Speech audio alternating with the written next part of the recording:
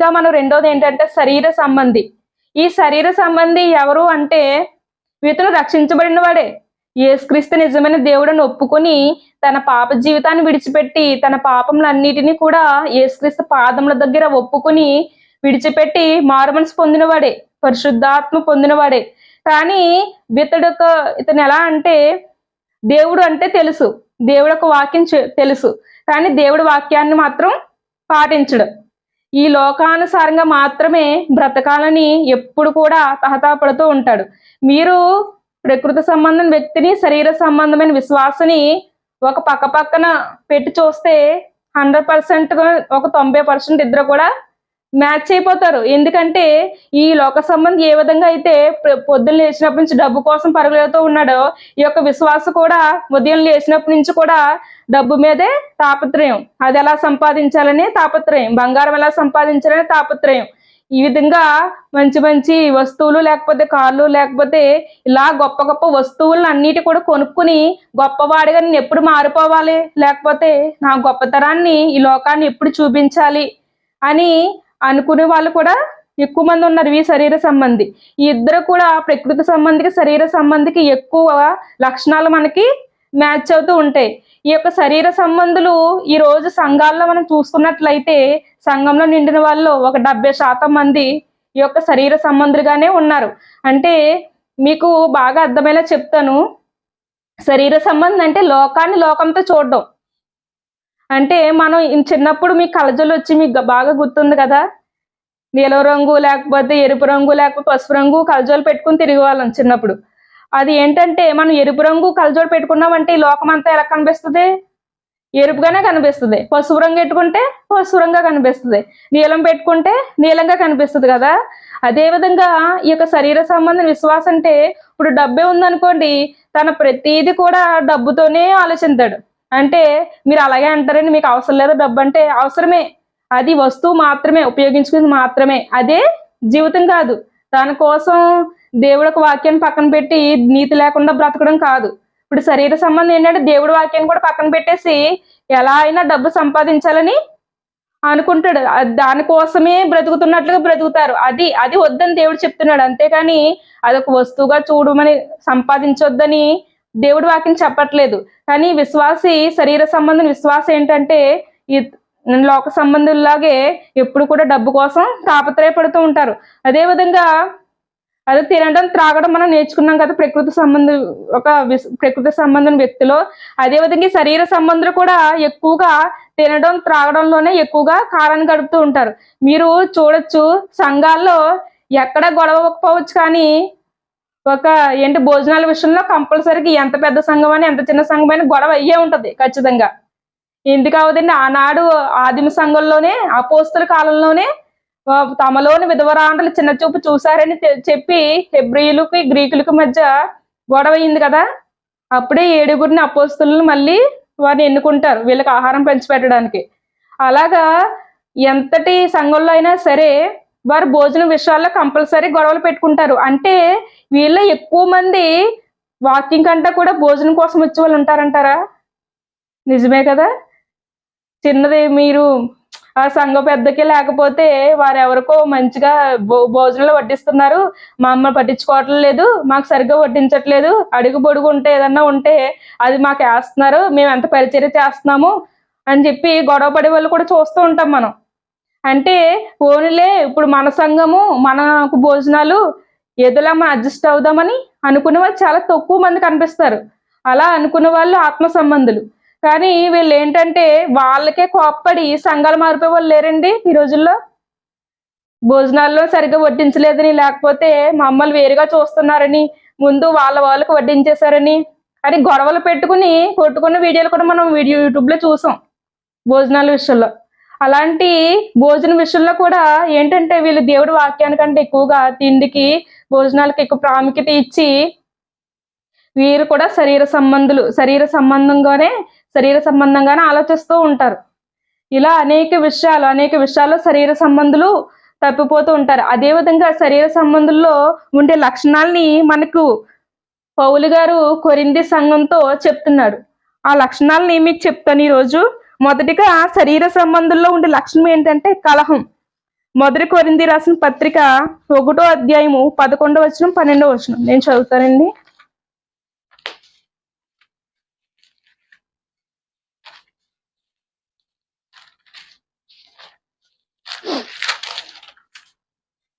నా సహోదరులారా, మీలో కలహములు కలవని మిమ్మల్ని గూర్చి క్లోయ ఇంటి వారి వలన నాకు తెలియవచ్చెను. మీలో ఒకడు నేను పౌలు వాడను, ఒకడు నేను అపోల్లో వాడను, మరి ఒకడు నేను కేఫా వాడను, ఇంకొకడు నేను క్రీస్తు వాడనని చెప్పుకొనిచున్నారని నా తాత్పర్యము. అంటే వీళ్ళ సంఘంలో ఉన్నారు, వీళ్ళు విశ్వాసులే.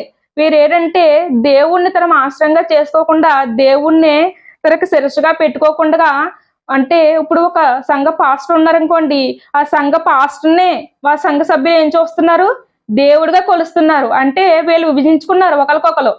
వీళ్ళకి ఒకరికొకరు విభజించుకుని కలహాలు పెట్టుకుని, ఒరే నేను పౌలు వాడను, నువ్వేమో నువ్వు ఒకడు అపోల్లో వాడనని ఒకరికొకరు దెబ్బలాడుకుంటున్నారు అన్నమాట. మా మా పౌలు గారు గొప్ప అంటే ఈయనంటే అతను ఏమంటున్నాడు, మా అపోల్లో గొప్ప అని ఇంకొక సహోదరుడు అంటున్నాడు. ఇలాగా దేవుడిని ఆశ్రయంగా చేసుకోకుండా వీళ్ళు ఒక వ్యక్తిని ఆశ్రయంగా చేసుకుని వాళ్ళని బట్టి అతిశయిస్తూ ఒకరికొకరు కలహాలు పెట్టుకుంటున్నారు, గొడవలు పెట్టుకుంటున్నారు. ఇది కూడా వీరొక లక్షణం. ఈ లక్షణం ఎవరిదంటే శరీర సంబంధులది. ఎక్కువగా కొరింథీ సంఘంలో శరీర సంబంధులు ఉన్నారు కాబట్టి పౌలు గారి యొక్క విషయాన్ని ఇక్కడ ప్రస్తావిస్తున్నాడు. అంటే అప్పుడు మళ్ళీ పౌలు గారు చెప్తున్నారు అనమాట, ఇలా గొడవలు పెట్టుకుంటుంటే సహోదరులతో చెప్తున్నాడు, క్రీస్తు విభజింపడి ఉన్నాడా? పౌలు మీ కొరకు సిలువ వేయబడిన పౌలు నామమున మీరు బాప్తీసం పొందితిరా? నా నామమున మీరు బాప్తీసం పొందితిరని ఎవరైనా చెప్పకున్నట్లు క్రిస్పునకును గాయకును తప్ప మరి ఎవరికి నేను బాప్తీసం ఇయ్యలేదు. అందుకే దేవునికి కృతజ్ఞతాస్తుతులు చెల్లించుచున్నాను. అంటే ఇక్కడ క్రీస్తు విభజింపబడి ఉన్నాడు. క్రీస్తు ఒక్కడే కదండి, సంఘం అంతటికి కూడా శిరస్సు ఎవరు? క్రీస్తే. వీరు అంటే మీరు పౌలు గురించి లేకపోతే అపోలోని అతిశయంగా చేసుకుంటున్నారు కదా. పౌలు అంటే ఒక పాస్టర్ గారు మీకోసం సిలువేయబడ్డా? ఆయన రక్తం చిందించాడా? ఆయన వల్ల మీకు పాప క్షమాపణ వచ్చిందా? కాదు కదా. క్రీస్తే కదా మీ అందరికీ శిరస్సు, క్రీస్తే కదా మీ కొరకు ప్రాణం పెట్టాడని ఇక్కడ పౌలు గారు చెప్తున్నారు. కానీ సంఘం ఇప్పుడు ప్రజెంట్ ఉన్న సంఘాల్లో కూడా చాలా మంది, ఇప్పుడు బయట ఉన్న సంఘాల్లో ఇప్పుడు ఏసన్న గారి సంఘం అంటారు కదా, ఆయన ఏంటంటే ఏసన్న గారు బట్టి వాళ్ళు అతిశయిస్తూ ఉంటారు. అంటే బైబిల్ మిషన్ ఉందనుకోండి, దేవదాస్ గారిని బట్టి అతిశయిస్తూ ఉంటారు. ఎక్కువగా వాళ్ళ ప్రసంగాలు దేవదాస్ గారి గురించి ప్రస్తావన లేకుండా, దేవదాస్ అయ్య గారి ప్రస్తావన లేకుండా వాళ్ళ ప్రసంగాలు చెప్పరు. ఇప్పుడు మీరు ఏదన్నా బయటికి వెళ్ళి దేవదాస్ గారి గురించి మాట్లాడి ఇది దేవుడు వాక్యానుసారంగా లేదని చెప్తే వారు మిమ్మల్ని కొట్టినా లేకపోతే వారి మీద మీ మీద కేసులు పెట్టినా మీరు ఆశ్చర్యపడిన అవసరం లే. ఇప్పుడు రాధా మనోహర్ దాస్ కానీ మతోన్మాదులు కానీ బైబిల్ మీద ఎంత బురద చల్లుతూ ఎంత ఎట్టగారంగా మాట్లాడుతూ క్రీస్తుని దూషించినా కూడా వీరు ఎవ్వరు కూడా నోరు తెరవరు. అసలు నోరు తెరవరు, మాట్లాడరు. కానీ వీళ్ళొక్క పాస్టర్ గారిని కానీ ఒక చిన్న మాట కానీ అంటే మొత్తం వందల మంది వేల మంది దాడి చేసి ఒక కుటుంబాన్ని నాశనం చేయడానికి కూడా వెనకాడరు. అంటే వీళ్ళు దేన్ని బట్టి అతిశయిస్తున్నారండి? ఒక పాస్టర్ గారిని బట్టి అతిశయిస్తున్నారు. కానీ దేవుని క్రీస్తుని ఏ మాట అన్నా కూడా వీళ్ళకి అసలు చీమ కుట్టినట్టు కూడా ఉండదు. వీళ్ళ పాస్టర్ గారిని లేకపోతే ఇప్పుడు సతీష్ కుమార్ గారిని కానీ లేకపోతే దేవదాసయ్య గారిని కానీ లేకపోతే ఇంకా ఏసన్న గారిని కానీ ఇలాంటి పెద్ద పెద్ద సేవకుల్ని ఒక మాట అని లేకపోతే ఏదైనా ఒక వీడియో పెట్టామనుకోండి, వీళ్ళు వాక్యానుసారంగా బోధించట్లేదు, తప్పుగా బోధిస్తున్నారు, ఈ వాక్యం తప్పుగా ఉందని అన్నామనుకోండి, మన ఛానల్కి స్ట్రైకులు పడిపోతాయి. లేకపోతే మన ఇంటికి పోలీసులు వచ్చినా ఆశ్చర్యపడనవసరం లే. అలా ఉన్న ఈ రోజు సంఘాలు. ఎందుకంటే వీళ్ళందరూ కూడా అతిశయం ఏంటి? మనుషులే. పాస్టర్ గారే వీళ్ళకి కావాలి. ఒకవేళ యేసుక్రీస్తే భూమి మీద దిగివచ్చి వీళ్ళు చెప్పిన వాక్యం మీ పాస్టర్ గారు చెప్పింది కరెక్ట్ కాదు అని చెప్పినా కూడా వీళ్ళు నమ్మే స్థితిలో లేరండి. అంతగా వాళ్ళు పాస్టర్ గారిని పూజిస్తున్నారు, అతన్నే కొలుస్తున్నారు. ఈ విధంగా ఉన్న ఈ రోజు సంఘాలు. ఇటువంటి కలహాలు శరీర సంబంధంలో ఉంటాయని వాక్యం చెబుతుంది. రెండవదిగా అసూయ ఉంటది. శరీర సంబంధంలో ఏముంటది? అసూయ ఎక్కువగా ఉంటుంది. 1 కొరింథీ 3వ అధ్యాయం 3వ వచనం.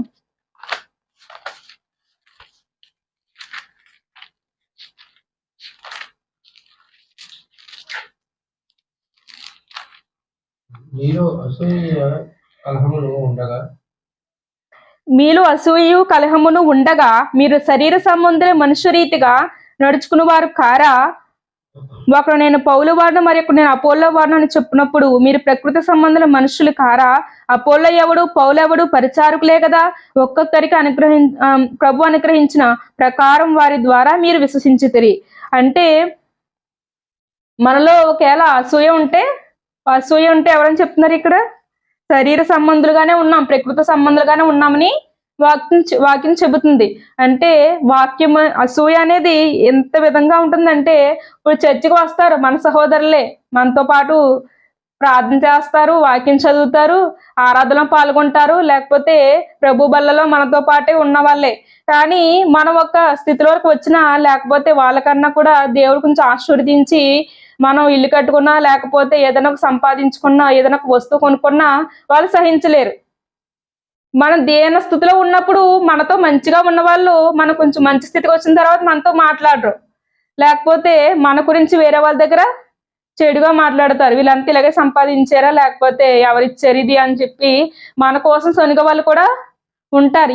ఇది ఏ విధంగా వస్తుందండి? ఇది అసూయ పెట్టుకొని, అంటే వీళ్ళు బాగుండాలి, వీళ్ళ కుటుంబం బాగుండాలి, వీళ్ళ పిల్లలే బాగుండాలి, వీళ్ళ ఆత్మీయంగా వర్దిల్లాలి, శారీరకంగా వర్దిల్లాలి. కానీ వీళ్ళ సహోదరులే, వీళ్ళతో పాటు గిన్నెలో చెయ్యి వేసిన వాళ్ళే, వీళ్ళతో పాటు కలిసి భోజనం చేసిన వాళ్ళే, వీళ్ళతో పాటు ప్రయాణాలు చేసిన వాళ్ళే, వీళ్ళతో పాటు సంతోషించిన వాళ్ళే. కానీ వాళ్ళు సంతోషంగా వింటే మాత్రం వీళ్ళు చూడలేరు. పైకి మాత్రం అక్క, లేకపోతే చెల్లి, లేకపోతే తమ్ముడు, లేకపోతే అన్నయ్య అని ప్రేమగా వందనాలని చెప్పొచ్చు. కానీ లోపల మాత్రం వీళ్ళు బాగున్నందుకు మాత్రం వీళ్ళు తెగ బాధపడిపోతూ ఉంటారు. వీళ్ళు బాగోలేనంతసేపు కూడా అయ్యో అక్క నీకోసం నేను ప్రార్థన చేయనా, నీ పరిస్థితి ఇలా ఉందా, నేను ప్రార్థన చేస్తానులే అంటారు. కానీ మనం దేవుడు ఆశీర్వదించి కొంచెం మంచి స్థితికి వెళ్తే మాత్రం వీళ్ళు అస్సలే తట్టుకోలేరు. ప్రభు ఎలా అయినా వాళ్ళకి కిందకి లాగే నీకు ఎంతైనా వందనాలు ఉపవాస ప్రార్థన చేస్తాను అన్నట్టుగా వీళ్ళొక బిహేవియర్ ఉంటుంది అన్నమాట. అంటే ఇలాంటి వాళ్ళు చూడట్లేదండి మన సంఘాల్లో. ఇలాంటి వాళ్ళని మనం ఖచ్చితంగా చూస్తాం. అందుకే సంఘాల్లో చూస్తాం, విశ్వాసాల్లో చూస్తాం, సేవకుల్లో కూడా మనం చూస్తూ ఉంటాం. అంటే ఈ అసూయ అన్నది ఎక్కువగా విశ్వాసులు, శరీర సంబంధంలో ఎక్కువగా మనం చూస్తూ ఉన్నాం. మూడోది ఏంటంటే అతిశయం. 1వ అధ్యాయం కొరింథీ 13వ వచనం. ఇది ఒకళ్ళు అతిశయించిందా చెప్పాను కదా, అతిశయం. అంటే వీళ్ళు పాస్టర్ గారిని బట్టి అతిశయిస్తారు తప్ప దేవుని బట్టి అతిశయించరు. వాళ్ళు పాస్టర్ గారిని ఏమన్నా అంటే వీరికి కోపం వచ్చేస్తే తప్ప యేసుక్రీస్తుని ఏమన్నా కూడా వీరికి అస్సలు చెమ్ముకుంటున్నట్టు కూడా ఉండదు. ఇంకా 4వది ఏంటంటే శరీర సంబంధం విశ్వాసాల పాపం ఉంటుంది. వీరు పాపాన్ని చాలా చులకనగా లేకపోతే చిన్నదిగా చూస్తారు. అంటే పాపము అనేది ఎంత ఘోరమైందంటే ఆ యేసుక్రీస్తే భూమి మీదకి వచ్చి ప్రాణం పెట్టేంత ఘోరమైంది. కానీ ఈ పాపాన్ని శరీర సంబంధులు చాలా చిన్నదిగా చులకనగా చూస్తారు. అంటే పర్లేదులే, ఈ చిన్నదే కదా, ఈ పాపమే కదా అన్నట్టుగా వాళ్ళు చూస్తారు. వీరు వాక్యాన్ని వింటారు, చర్చికి వస్తారు, ప్రభు కార్యక్రమాల్లో అన్నిటిలో కూడా పాల్గొంటారు. కానీ వాళ్ళు తమ జీవితాన్ని ఏ విధంగా కూడా మార్చుకుని వాక్యానుసారంగా ప్రవర్తించి ఆత్మానుసారంగా జీవించాలని కూడా ఏ విధంగా కూడా భావించరు. తమ ప్రవర్తన ఏ విధంగా కూడా మార్చుకోరు. ఇక్కడ కొరింథీ సంఘంతో చెప్తున్నాడు కదా పౌలు గారు, 5వ అధ్యాయంలో మీలో జారత్వం ఉన్నదని వదంతి కలదు, మీలో ఒకడు తన తండ్రి భార్యను ఉంచుకున్నాడట. అంటే కొరింథీ సంఘంలో ఇలాంటి దుష్కార్యాలు జరుగుతున్నా కూడా మీరు అతిశయిస్తున్నారని పౌలు గారు చెప్తున్నారు. అంటే వీళ్ళు వ్యభిచారంలో పడిపోయి ఇంత పాపం చేసి తన శరీరాన్ని అపవిత్రపరుచుకొని దేవుడికి ద్రోహం చేస్తున్నా కూడా వాళ్ళు ఆ పాపం చేసిన వ్యక్తిని వీళ్ళు గద్దించట్లేదు, వాళ్ళతో పాటు ఏకీభవిస్తున్నారు అన్నట్టుగా ఈ వాక్యం మనకి చెబుతుంది. కాబట్టి ఈ లక్షణం ఎవరిలో ఉంటుందంటే పాపం అని తెలుసు కానీ దాన్నే చేస్తారు. దాన్ని ఏమాత్రం కూడా వాక్యం గద్దించినప్పుడు, దైవజనులు గద్దించినప్పుడు కూడా వారు ఏ విధంగా కూడా పట్టించుకోకుండా మళ్ళీ తిరిగి ఆ పాపమే చేస్తారు. దేవుడు ఒక వాక్యం మనకు గుర్తొస్తుంది వీరిని చూసినప్పుడు ఏంటంటే, ఎన్నిసార్లు గద్దించినా కూడా లోబడిన వాడు హఠాత్తుగా పడిపోవునని. అంటే దేవుడి వాక్యం ఎన్నిసార్లు కూడా గద్దించినా కూడా వీరు ఏమాత్రం కూడా లోబడరు. అంటే వీళ్ళ శరీర సంబంధంలో ఈ లక్షణం ఉంటుంది. అదేవిధంగా పాపం తర్వాత వ్యాజ్యం. శరీర సంబంధుల్లో వ్యాజ్యం ఉంటుంది, అంటే గొడవలు. వీళ్ళు ఎక్కడికి వెళ్ళినా కూడా గొడవకు సిద్ధంగా ఉంటారన్నమాట. ఏదన్నా ఒక మాట చిన్నది అందేప్పటికీ ఇంకొక 4 మాటలు అంటారు. అదే విధంగా మనం వార్తల్లో కూడా చూసాం కదా, సంఘంలోని డబ్బుల విషయంలో ట్రెజరర్ ఉంటారు కదా, వాళ్ళు గొడవలు పెట్టుకుని ఒకరికొకరు చంపుకున్న పరిస్థితులు కూడా మనం కడపలో ఒక చర్చిలో పేపర్లో కూడా పడింది కదా అప్పట్లో. అంటే వారు డబ్బుకి అంత ప్రాముఖ్యత ఇచ్చి గొడవలు పెట్టుకుని ఒకరికొకరు చంపుకునేంతగా వాళ్ళు గొడవలు పెట్టుకున్నారు. అదే విధంగా ఈ రోజు మనం కొన్ని చర్చెస్ ఇంకా కోర్టుల్లో అంటే తిరుగుతూ వారికి ఆస్తుల కోసం కోర్టులో కేసులు పెట్టి తిరుగుతున్న సంగతులు కూడా మనం చూస్తున్నాం. అంటే ఆత్మ సంబంధిగా ఉన్న వ్యక్తి వారి డబ్బుకి కానీ లేకపోతే ఆస్తులకు కానీ ఆశపడ్డ కానీ, ఈ శరీర సంబంధులు ఏంటంటే నేనే ఈ సంఘానికి అధ్యక్షుడిగా ఉండాలి, లేకపోతే ఈ సంఘము ఈ యొక్క ప్లేసు నాదే, ఇది మా తరతరాలుగా వస్తుంది, ఇది వేరే వాళ్ళు తీసుకోకూడదు, ఇది నా అధీనంలో ఉండాలని ఒక దురుద్దేశంతో గొడవలు పెట్టుకుని ఇంకా సంఘాన్ని దూరం చేసుకుని సంఘం చిలుకలైపోయినా కూడా వాటిని ఏ విధంగా కూడా పట్టించుకోకుండా కోర్టుల చుట్టూ తిరుగుతున్న సంఘాలని ఈ రోజు మనం చూస్తున్నాం. అదే విధంగా దేవుడు ఒక ఆజ్ఞ ఇచ్చాడు కదా, మీలో సంఘంలో ఏదైనా గొడవ అయితే మీరు విశ్వాసులైన మీ మధ్య తీర్చుకోమని చెప్పాడు ఆ గొడవని. కానీ ఇప్పుడు ఏదైనా సంఘస్థుల మధ్య గొడవ అవుతుంటే అది విశ్వాసుల మధ్య ఉంటుందండి, అవిశ్వాసుల దగ్గరికి వెళ్తుంది కదా. అసలు అవిశ్వాసుల మధ్య మీరు ఎందుకు మీ గొడవలు తీర్చుకుంటున్నారు? మీ గొడవలు వాళ్ళ దగ్గర వెళ్ళకూడదని వాక్యం చెబుతుంది. కానీ వీళ్ళేంటంటే ఏదైనా గొడవ అయితే కోర్టులకు వెళ్ళడం, లేకపోతే పెద్దలను తీసుకొచ్చి వారి మధ్య ఈ గొడవలు చూపించి వాళ్ళు తీర్పులు చెప్పడం అనేది జరుగుతూ ఉంటుంది. కానీ ఇలాంటివన్నీ కూడా ఈ యొక్క సమస్యలు, ఈ యొక్క కోపం ఈ యొక్క కలహం కానీ, లేకపోతే వ్యాజ్యము కానీ, అసూయ కానీ, ఇవన్నీ కూడా, లేకపోతే పాపం బట్టి అతిశయించడం కానీ, ఇలాంటివన్నీ కూడా సంఘంలో వచ్చే ప్రాబ్లమ్స్ అన్ని కూడా ఎక్కువ ఎవరి వల్ల వస్తాయండి? శరీర సంబంధం వల్ల వస్తాయి. ఈ శరీర సంబంధంలో ఉండే ఈ లక్షణాల వల్లే ఎక్కువగా ఈ యొక్క ప్రాబ్లమ్స్ అన్ని కూడా మనం సంఘాల్లో చూస్తూ ఉంటాం. అదేవిధంగా శరీర సంబంధికి ప్రార్థన అంటే అసలు నచ్చదు. ప్రార్థనకి ఏదో 1 నిమిషం లేకపోతే 2 నిమిషాలు ప్రార్థన చేసి వెళ్ళిపోవడమే తప్ప ఒక ప్రార్థనలో తన పాప జీవితాన్ని ఒప్పుకోవడం కానీ, పశ్చాత్తాపడడం కానీ, ఇతరుల కోసం లేకపోతే నశించిపోతున్న ఆత్మల కోసం ప్రార్థించడం, పట్టుదలగా ప్రార్థించడం, ప్రార్థన ఎందుకు పట్టుదల కలిగి ఉండి అని వాక్యం చెబుతుంది కదా. కానీ ఈ రోజులో మనం అందరం కూడా చేస్తున్నామంటే ప్రార్థన ఒక రోజు చేస్తున్నాం, రెండవ రోజు అయ్యో మనసు బాగోలేదు, లేకపోతే ఇంట్లో పరిస్థితులు బాగోలేదని ఆ ప్రార్థన పక్కన పెట్టేస్తున్నాం. కానీ అలా ఉండకూడదు. కానీ ఇక శరీర సంబంధులు ఏంటంటే ప్రార్థన పక్కన పెట్టేస్తారు, దేవుడికి విలువ ఇవ్వరు. ప్రార్థన అంటే ఏంటండి? దేవుడితో మాట్లాడడం కదా. మనకు జీవితాన్ని ఆయన ముందు కుమ్మరించడం, మన హృదయాన్ని ఆయన ముందు కుమ్మరించడం. కానీ ఈ రోజులో మనం అది చేస్తున్నామా? ఈ జీవితాన్ని, శరీరాన్ని, మన ప్రాణాన్ని, లేకపోతే ఇక సృష్టి అంతటినీ ఇచ్చిన దేవుడి వైపు చూడకుండా మనుషుల వైపు చూస్తూ దేవుడి దగ్గర మొరపెట్టకుండా మన బాధలు ఎప్పుడు కూడా ఎవరి దగ్గర చెప్పుకుంటాం? మనుషుల దగ్గర చెప్పుకుంటాం ఎక్కువగా. వాళ్ళు తీరుస్తారని చెప్పి మనుషుల వైపే మన కన్నులు చూస్తాయి తప్ప దేవాది దేవుడి వైపు కూడా మనం ఆయన పాదాల దగ్గర పట్టుకుని మన పాపాలను ఒప్పుకొని మనకు ప్రతి అవసరతను ఆయన దగ్గర చెప్పాలని వాక్యం చెబుతుంది. కానీ ఈ విధంగా మనం లేవు. ప్రార్థన నిర్లక్ష్యం చేసే వాళ్ళు ఎంతమంది ఉన్నా మనం అందరం చాలా మంది ఎక్కువ ప్రార్థన నిర్లక్ష్యం చేస్తున్నాం కదా. ఈ యొక్క శరీర సంబంధులు ఎక్కువగా ప్రార్థన నిర్లక్ష్యం చేస్తారు. అదేవిధంగా వాక్యాన్ని కూడా నిర్లక్ష్యం చేస్తారు శరీర సంబంధులు. అంటే వాక్యాన్ని వింటారు, ఈ చెవితో విని ఆ చెవితో వదిలేస్తారంటారు కదా, అలా వాక్యానికి ఎక్కువగా ఇంపార్టెన్స్ అనేది ఇవ్వరు అసలు. వాక్యం ఏదో రోజు చదవాలి కదండి, ఒక అధ్యాయం 2 అధ్యాయం చదవాలి, లేకపోతే బాగోదు, దేవుడు బాధపడతాడు మరి అన్నట్టుగా ఒక వాక్యం లేకపోతే 2 వాక్యాలు 2 అధ్యాయాలు తీసి చదవడం, మళ్ళీ ఒక జిప్ పెట్టేసి భద్రంగా బైబిల్ని లోపల పెట్టాడు. అంతేగాని వాక్యంలో ఏం చెప్పాడు, దేవుడు ఏం రాయించాడు, దీని ద్వారా మనం జీవితంలో ఏం నేర్చుకోవాలి, ఈ వాక్యాన్ని బట్టి మన జీవితంలో ఏం సరిదిద్దుకోవాలి, ఏ విధంగా ప్రవర్తించాలి, ఈ వాక్యాన్ని ఇంకొకరితో ఏ విధంగా పంచుకోవాలి అనేది ఈ రోజుల్లో మనం చూడట్లే. చాలా మంది ఇలాగే ఉంటున్నాం. మనం జీవితం అయిపోతుంది, చివరి వరకు వచ్చేస్తుంది, చివరి రోజుకి వచ్చేస్తామేమో, లేకపోతే ఈ రోజే చివరి రోజేమో, కానీ ఆ వాక్యాన్ని మాత్రం మనం అలా భద్రంగా బైబిల్ లోపల దాస్తాం తప్ప ఆ వాక్యాన్ని మాత్రం చదివింది అర్థం చేసుకోము, ధ్యానించము, పాటించము అసలే. ఈ విధంగా శరీర సంబంధులైన విశ్వాసులు దేవుడి వాక్యానికి ఏ విధంగా కూడా ప్రాముఖ్యత ఇవ్వరండి. కానీ దేవుడు ఏం కోరుకుంటున్నాడంటే ప్రతి ఒక్కరు కూడా రక్షించబడి ఆయనకు అనుభవ జ్ఞానంలో సత్యమును గురించి అనుభవ జ్ఞానం కలిగి ఉండాలని దేవుడు ఇచ్చించుచున్నాడంట. అంటే ప్రపంచంలో ఉన్న ప్రతి వ్యక్తి కూడా రక్షించబడి, సత్యం అంటే ఏంటి? వాక్యమే సత్యం. కాబట్టి వాక్యాన్ని గురించి అనుభవ జ్ఞానం కలిగి ఉండాలని ఇచ్చించుచున్నాడంటే దేవుడు ఆశపడుతున్నాడు. దేవుడు మొత్తం ప్రపంచం అంతటిని కూడా చూసి వీళ్ళందరూ కూడా నా బిడ్డలు వీళ్ళందరూ కూడా నా కొరకు బ్రతకాలి, నా వాక్యాన్ని అనుసరించి బ్రతకాలి అని ఆయన ఆశపడుతున్నాడు. నా వాక్యాన్ని గురించి అనుభవ జ్ఞానం అంటే ఆ వాక్యాన్ని మనం పాటించినప్పుడే మనకు అనుభవం వస్తుంది. ఇప్పుడు ఏదో ఒక చిన్న ఇతరులని ఎడల జాలి పడాలి, ఇతరులని ఆదరించాలి, మనకు ఉన్న దాంట్లో ఇతరులకి ఇవ్వాలని అనుకుని వాక్యం చెబుతుంది.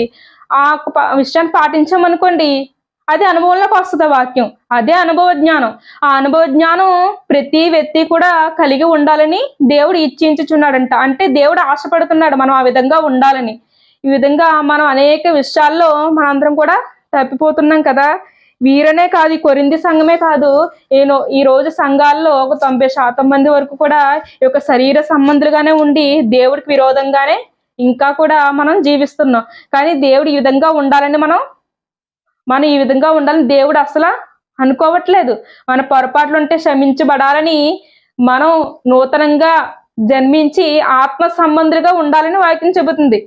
అంటే ఈ శరీర సంబంధం లక్షణాలు ఒకవేళ మనలో ఉంటే వాటిని తొలగించుకుని ప్రేమ, సంతోషము, సమాధానము, దీర్ఘశాంతం, దయాలత్వం, మంచితనము, విశ్వాసము, సాత్వికము, ఆశానిగ్రహం ఇలాంటి మంచి మంచి ఆత్మ ఫలాలను మనం ఫలిస్తూ దేవుని కొరకు ఫలించే వారిగా ఉండాలని దేవుడి వాక్యం మనకు సెలవిస్తుంది. దేవుడి చిత్తమైతే ఆత్మ సంబంధి ఏ విధంగా ఉంటాడు, ఆత్మ సంబంధిక లక్షణాలు ఏంటి అనేది మీకు మరొకసారి మీతో పంచుకుంటాను.